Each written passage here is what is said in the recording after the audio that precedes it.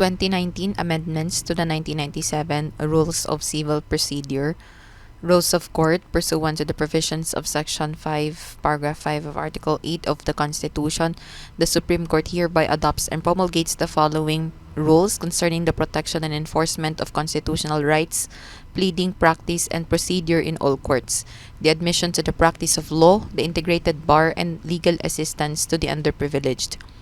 Rule 1. General Provisions. Section 1. Title of the Rules. These rules shall be known and cited as the Rules of Court. Section 2. In what courts applicable. These rules shall apply in all the courts except as otherwise provided by the Supreme Court. Section 3. Cases governed. These rules shall govern the procedure to be observed in actions, civil or criminal, and special proceedings. Letter A. A civil action is one by which a party sues another for the enforcement or protection of a right or the prevention or redress of a wrong. A civil action may either be ordinary or special. Both are governed by the rules for ordinary civil actions, subject to the specific rules prescribed for a special civil action. Letter B. A criminal action is one by which the state prosecutes a person for an act or omission punishable by law. Letter C. A special proceeding is a remedy by which a party seeks to establish a status, a right, or a particular fact. Section 4. In what cases not applicable. These rules shall not apply to election cases, land registration, cadastral, naturalization, and insolvency proceedings, and other cases not herein provided for except by analogy or in a suppletory character, and whenever practicable and convenient. Section 5. Commencement of action. A civil action is commenced by the filing of the original complaint in court. If an additional defendant is impleaded in a later pleading, the action is commenced with regard to him on the date of the filing of such later pleading, irrespective of whether the motion for its admission, if necessary, is denied by the court. Section 6. Construction. These rules shall be liberally construed in order to promote their objective of securing a just, speedy, and expensive disposition of every action and proceeding. Civil actions. Ordinary civil actions. Rule 2. Cause of action. Section 1. Ordinary civil actions. Basis of.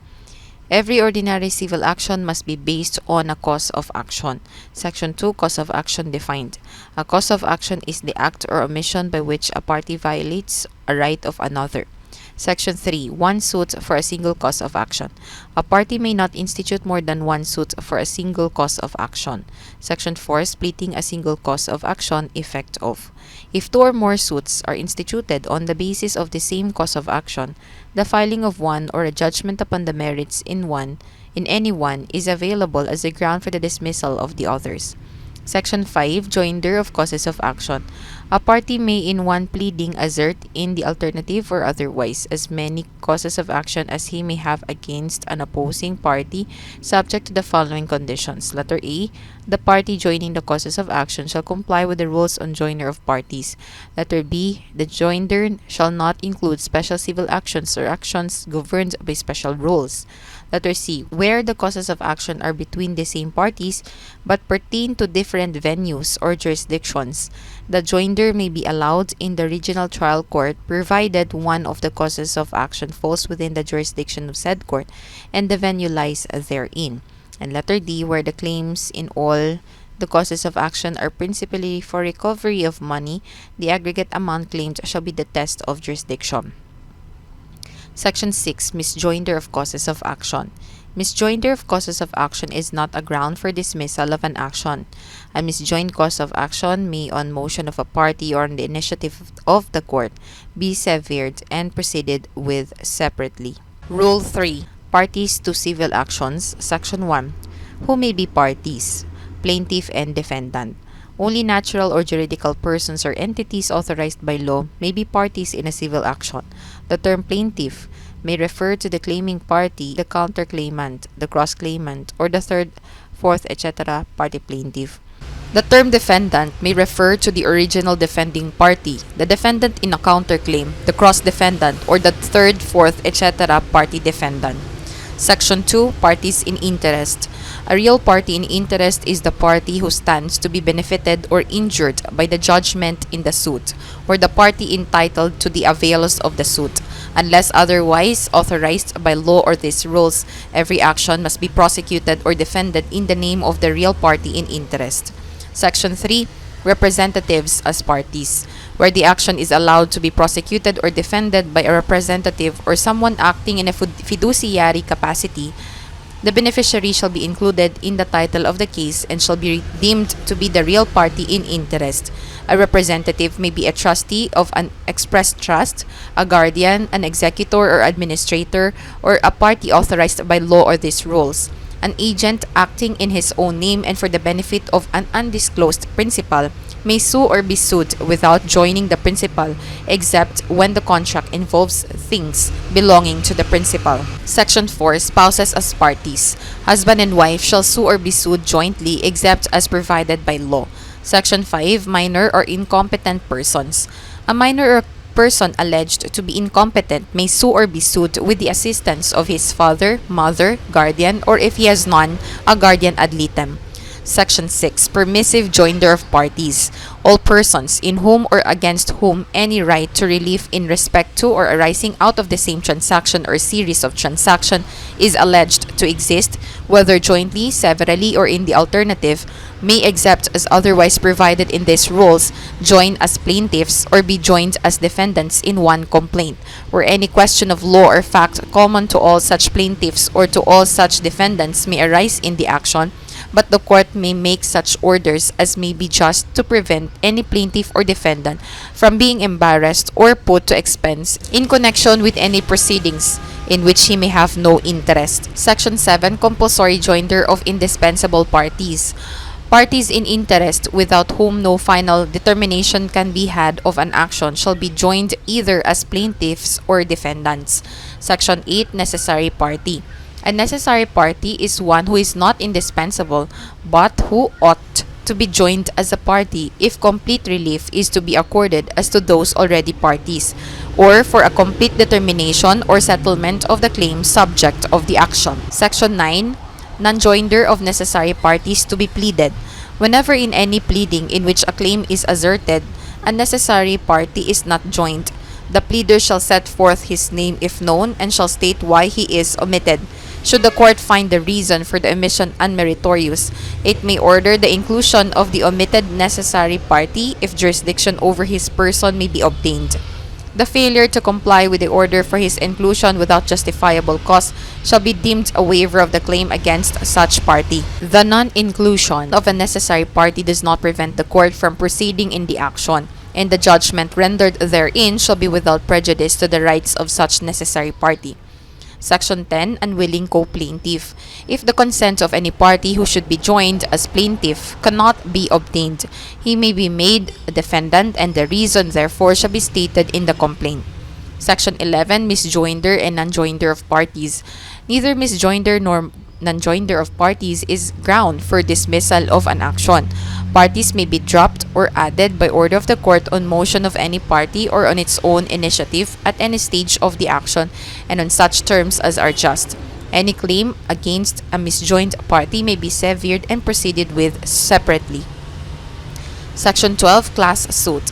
When the subject matter of the controversy is one of common or general interest to many persons so numerous that it is impracticable to join all as parties, a number of them which the court finds to be sufficiently numerous and representative as to fully protect the interests of all concerned may sue or defend for the benefit of all. Any party in interest shall have the right to intervene to protect his individual interest. Section 13. Alternative defendants. Where the plaintiff is uncertain against who of several persons he is entitled to relief, he may join any or all of them as defendants in the alternative, although a right to relief against one may be inconsistent with a right of relief against the other. Section 14. Unknown identity or name of defendant. Whenever the identity or name of a defendant is unknown, he may be sued as the unknown owner, heir, devotee, or by such other designation as the case may require. When his identity or true name is discovered, the pleading must be amended accordingly. Section 15. Entity without juridical personality as defendant. When two or more persons not organized as an entity with juridical personality enter into a transaction, they may be sued under the name by which they are generally or commonly known.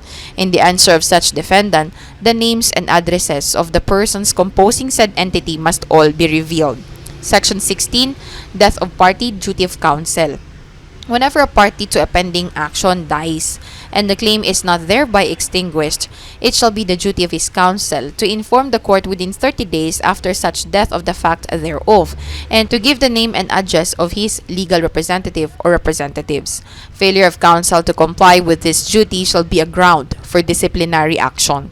The heirs of the deceased may be allowed to be substituted for the deceased without requiring the appointment of an executor or administrator, and the court may appoint a guardian ad litem for the minor heirs. The court shall forthwith order said legal representative or representatives to appear and be substituted within a period of 30 days from notice. If no legal representative is named by the counsel for the deceased party, or if the one so named shall fail to appear within the specified period, the court may order the opposing party within a specified time to procure the appointment of an executor or administrator for the estate of the deceased, and the latter shall immediately appear for and on behalf of the deceased. The court charges in procuring such appointment, if defrayed by the opposing party, may be recovered as costs. Section 17. Death or separation of a party who is a public officer.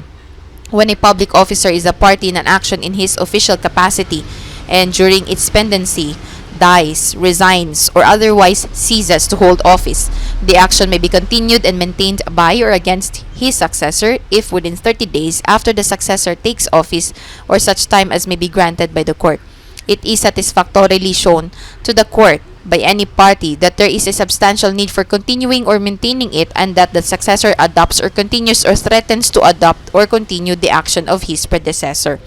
Before a substitution is made, the party or officer to be affected, unless expressly assenting thereto, shall be given reasonable notice of the application therefor, and accorded an opportunity to be heard. Section 18. Incompetency or incapacity.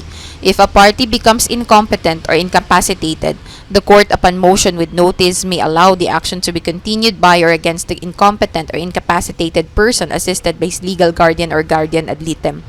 Section 19. Transfer of interest. In case of any transfer of interest, the action may be continued by or against the original party unless the court upon motion directs the person to whom the interest is transferred to be substituted in the action or joined with the original party. Section 20. Action on contractual money claims. When the action is for recovery of money arising from contract, express or implied, and the defendant dies before entry of final judgment in the court in which the action was pending at the time of such death, it shall not be dismissed, but shall instead be allowed to continue until entry of final judgment. A favorable judgment obtained by the plaintiff therein shall be enforced in the manner especially provided in these rules for prosecuting claims against the estate of a deceased person. Section 21. Indigent party. A party may be authorized to litigate his action, claim, or defense as an indigent if the court, upon ex parte application and hearing, is satisfied that the party is one who has no money or property sufficient and available for food, shelter, and basic necessities for himself and his family. Such authority shall include an exemption from payment of docket and other lawful fees, and of transcripts of stenographic notes which the court may order to be furnished him. The amount of the docket and other lawful fees which the indigent was exempted from paying shall be alien on any judgment rendered in the case favorable to the indigent, unless the court otherwise provides. Any adverse party may contest the grant of such authority at any time before judgment is rendered by the trial court. If the court should determine after hearing that the party declared as an indigent is in fact a person with sufficient income or property, the proper docket and other lawful fees shall be assessed and collected by the clerk of court. If payment is not made within the time fixed by the court, execution shall issue or the payment thereof without prejudice to such other sanctions as the court may impose. Section 22. Notice to the Solicitor General. In any action involving the validity of any treaty, law, ordinance, executive order, presidential decree, rules, or regulations, the court in its discretion may require the appearance of the Solicitor General, who may be heard in person or through a representative duly designated by him. Rule 4, Venue of Actions. Section 1, Venue of Real Actions. Actions affecting title to or possession of real property or interest therein shall be commenced and tried in the proper court, which has jurisdiction over the area wherein the real property involved or a portion thereof is situated. Forcible entry and detainer actions shall be commenced and tried in the municipal trial court of the municipality or city wherein the real property involved or a portion thereof is situated. Section 2, Venue of Personal Actions. All other actions may be commenced and tried where the plaintiff or any of the principal plaintiffs resides, or where the defendant or any of the principal defendants resides, or in the case of a non-resident defendant where he may be found at the election of the plaintiff. Section 3, Venue of Actions against non-residents. If any of the defendants does not reside and is not found in the Philippines, and the action affects the personal status of the plaintiff or any property of said defendant located in the Philippines, the action may be commenced and tried in the court of the place where the plaintiff resides, or where the property or any portion thereof is situated or found. Section 4. When rule not applicable.